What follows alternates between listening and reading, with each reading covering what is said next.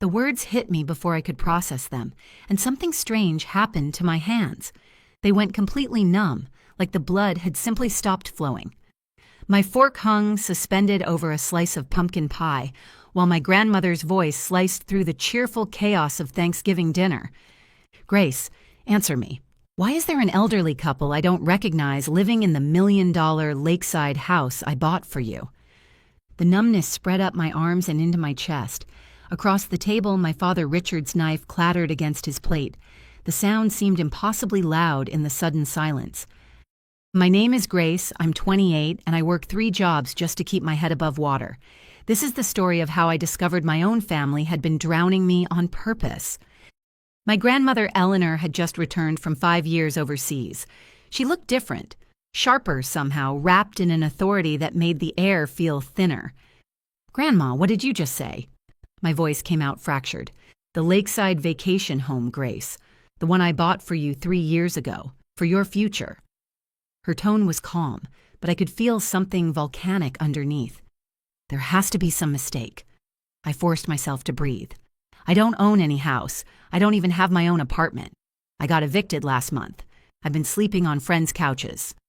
My grandmother's eyebrow twitched. I knew something was wrong. I went to check on the property as soon as I landed. You weren't there. Instead, an elderly couple answered the door. They said they were the parents of Brooke's husband, Tyler. She turned her gaze to my sister, sitting rigid beside me. "Brooke, would you care to explain?" Out of the corner of my eye, I watched my sister's hand tremble around her wine glass. Her breathing had gone shallow and quick. "Grandma," Brooke's voice pitched high. There must be some mix-up. You just got back. You're exhausted. Maybe you got the address wrong." "That's right, Mom." My mother, Patricia, jumped in, sweat beading on her forehead. "It's just jet lag. Your memory's playing tricks. Come on, the turkey's getting cold." "Be quiet." My grandmother's voice came down like a hammer. Despite her age, the force of it made everyone at the table flinch. My mind is not failing me. The address, the exterior. It was exactly the house I signed the contract for. She reached into her handbag and slid a photograph across the table. And more importantly, this is what Tyler's parents told me. "We're staying in this home owned by our son's wife, Brooke." The color drained from my sister's face. In the photo stood a beautiful lakeside mansion, and in front of it, smiling for the camera, Brooke, her husband Tyler, and his parents. I stared at the image, my vision tunneling. This was the same house Brooke had posted on Instagram 3 years ago with the caption hashtag "my new vacation home." Back then, I was working myself into the ground with 3 part-time jobs, wondering why I couldn't make ends meet. What is going on? I stood up, my chair scraping against the floor. "Mom, Dad, what does this mean? Grandma bought a house for me. Then why am I practically homeless?" My father looked away. "Mom, it's complicated. Today's Thanksgiving. Talking about money at a family dinner isn't really appropriate, is it? We can discuss this tomorrow in my study." "No." My grandmother cut him off. "We're settling everything right here, right now."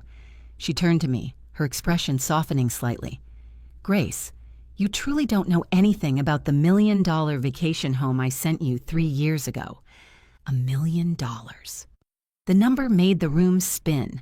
This morning, my bank account held $12.50. I'd been juggling 3 jobs, sacrificing sleep, watching everything disappear into student loan payments and rent I could barely afford. $1 million was a number from another universe. "I don't know anything," I said. "I've never seen a vacation home. Nobody ever told me anyone bought one for me." My grandmother's gaze hardened as she turned to my parents. "George, Patricia, you told me Grace was mentally unstable, incapable of managing money. You said you'd act as her guardians and manage the property on her behalf until she was ready." "Wait, what?" I couldn't believe what I was hearing. "Mom, Dad, when was I ever mentally unstable? I graduated at the top of my class. I've worked constantly. I've never caused you any trouble." "Grace, calm down." My mother's voice dropped to a warning. There was no concern in her eyes, only a message. "Don't say anything you'll regret." "You're getting worked up. See? This is exactly what I mean by unstable." "Don't you dare!" I shot to my feet. My chair crashed to the floor behind me. I am perfectly normal. You're the ones who are sick. When I couldn't pay my rent, you told me I wasn't trying hard enough. You told me to be more independent. And the whole time, behind my back, you handed over a house in my name to Brooke? How dare you speak to your parents like that? My father slammed his fist on the table. We did it for your own good. You don't have the ability to manage assets, so we entrusted them to Brooke. For my own good. The absurdity left me too numb even to cry. Oh, shut up already! Brooke screamed suddenly. A plain, boring woman like you doesn't deserve a beautiful house like that. We put it to good use. You should be thanking us. That's enough. My grandmother's voice cut through the chaos like a blade. She rose slowly, leaning on her cane, and walked over to me. Her hand settled gently on my shaking shoulder. Grace is right. All of you are rotten. Completely rotten to the core. Mom, that's going too far. My father's face twisted. We did everything for the family's sake. There is no family here. My grandmother's tone could have frozen the lake outside. There are only hyenas who fed on their own granddaughter's property. Tonight, everything gets settled. She pulled out her phone and pressed a speed dial number. Come in, please. Yes, right now.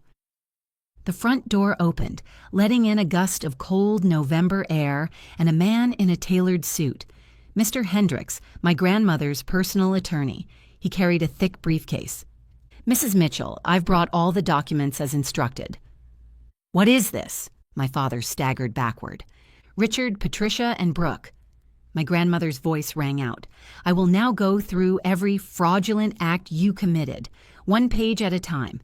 Don't think for a moment you can escape. I wiped my tears and lifted my head. The room had gone completely silent. The warmth of my grandmother's hand gave me strength. This wasn't the time to cry. These people needed to face what they'd done. In the dead silence, I let out a small laugh. I straightened slowly, shedding the mask of the frightened victim I'd been wearing. That's enough acting, Grandma. Yes, indeed, Grace. I've been thoroughly entertained. My parents and Brooke stared at us, mouths hanging open. What? Grace, why are you laughing? My mother's voice trembled. Because you've been played. I looked at each of them in turn. A week ago, Grandma contacted me. Not through you, through my aunt. Aunt Clara had found me on social media, something you never thought to monitor.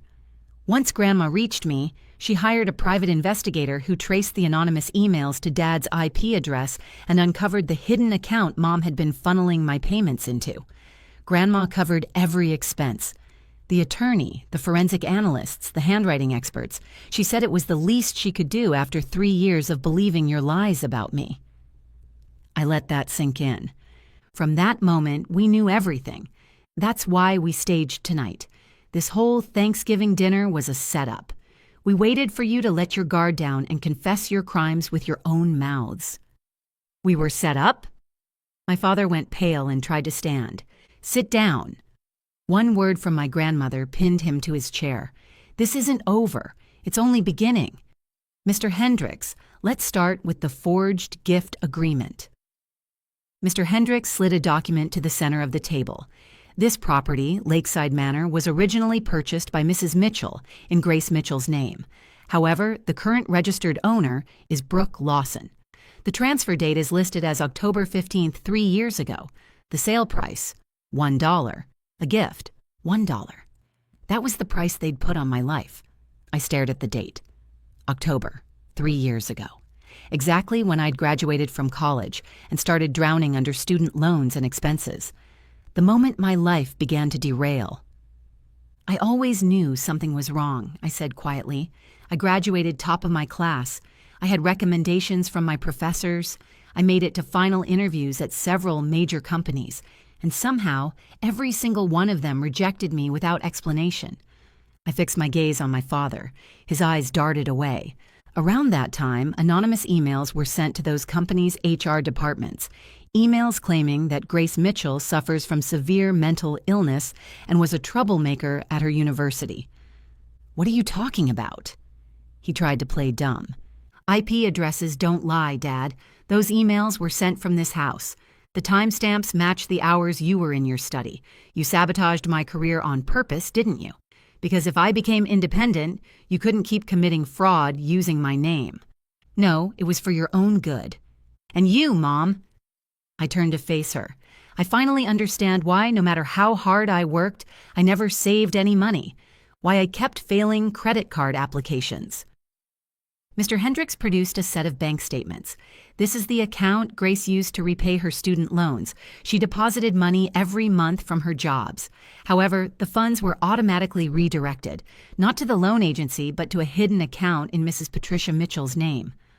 That's... My mother gasped. And yet, Mom, you kept telling me I wasn't trying hard enough, that I should be more like Brooke. My voice hardened. Because of you, I was blacklisted as a delinquent borrower. I couldn't rent a proper apartment. You destroyed my credit. You forced me to work 3 jobs and still live in fear of ending up on the streets. My mother's hands flew to her mouth. My poverty wasn't bad luck. It wasn't a lack of effort. It was a cage my own parents had deliberately built around me. And you, Brooke, I turned to my sister. She glared back like she was the victim here. Tyler's parents are living in the vacation house, aren't they? So what if they are? She jutted out her chin. They retired and wanted a quiet place. I let them stay. What's wrong with that? It's better than leaving it empty. You let them stay for free? Of course. They're family. Don't lie. Mr. Hendricks presented another document. These are deposit records for a bank account under Brooke Lawson's name. On the first of every month, $5,000 is transferred from the account of Tyler Lawson's parents. The stated purpose: rent. My grandmother spoke first.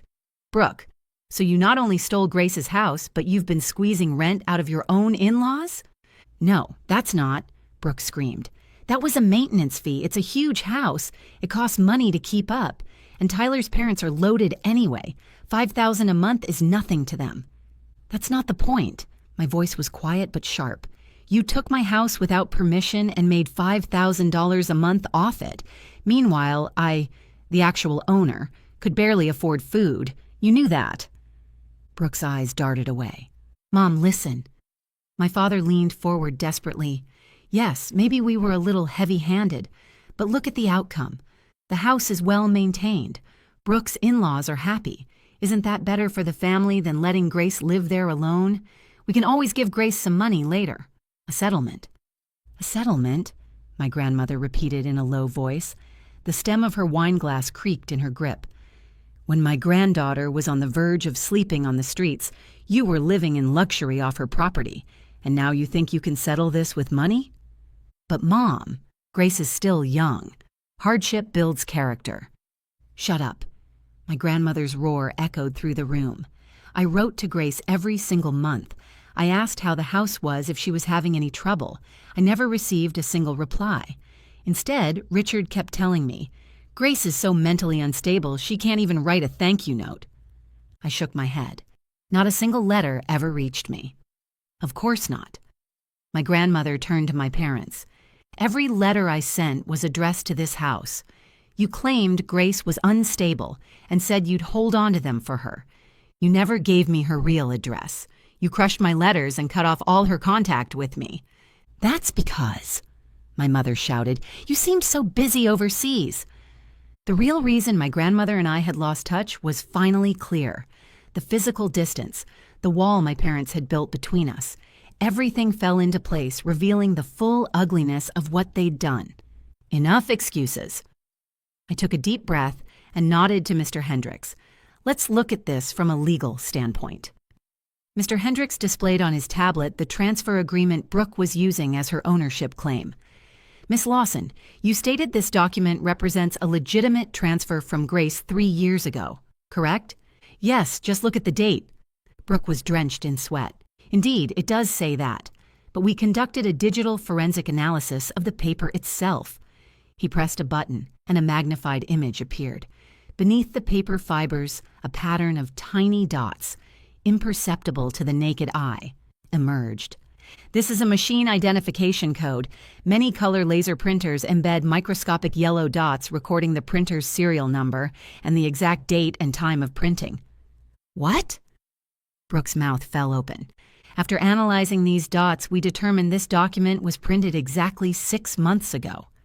That's interesting, I said with a cold smile. Why would a contract supposedly signed 3 years ago be printed on paper from 6 months ago? In other words, this document was fabricated 6 months ago. I looked from my father to my mother to Brooke, and I know exactly why. 6 months ago, Grandma told you she might be coming home soon. You panicked. Until then, you'd been illegally occupying my house based on nothing but verbal agreements. But once Grandma came back and checked the property records, your lies would be exposed. My father clutched his head. So you rushed to forge documents to cover yourselves.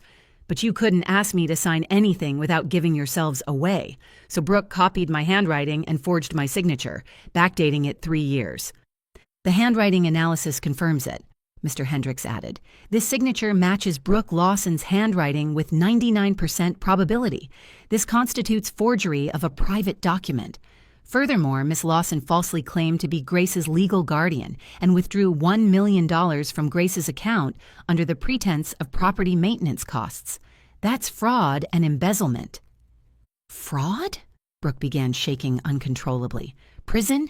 No, this can't be happening. Dad, say something. You're the one who said as long as we backdate it, it'll be fine. You idiot, my father roared. Shut your mouth. The police have already been notified, Mr. Hendricks said calmly. Miss Lawson, criminal charges will be filed immediately. No, help me, Brooke screamed. Dad told me to do it. He said Grace was stupid. She'd never notice. He told me to just copy her signature. I only did what I was told. Brooke, you're throwing your own father under the bus? But it's the truth. Mom said it too. She laughed and said Grace would never be able to repay her loans anyway, so we might as well use the money ourselves. It had always been this way. Brooke was the pretty one, the charming one, the one who married well. I was the afterthought. Reliable, hardworking, invisible, the perfect target. Brooke, don't say another word! My mother lunged at her. It was pathetic. The people who'd been preaching about family love and loyalty moments ago were now screaming accusations at each other, desperately trying to shift blame. My grandmother watched with cold eyes. That's enough. I've seen enough of your ugliness. Don't stain this table any further.